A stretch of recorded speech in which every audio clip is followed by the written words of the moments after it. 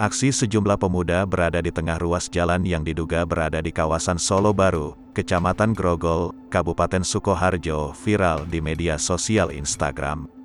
Dalam video, mereka mengganggu laju mobil yang lewat dengan berdiri di depan atau berlari. Aksi itu membuat para pengendara melambatkan laju kendaraan mereka untuk menghindari kecelakaan. Aksi tersebut, salah satunya, diunggah dalam akun @infocegatan_solo. Unggahan tersebut direspon Kasat Lantas Polres Sukoharjo, AKP Heldan Pramoda Wardana. Ia mengatakan, belum ada laporan warga terkait kejadian tersebut yang masuk ke Satlantas Polres Sukoharjo. Menurutnya, itu merupakan kejadian kali pertama. Supaya kejadian tak terulang, patroli akan dilakukan Satlantas Polres Sukoharjo.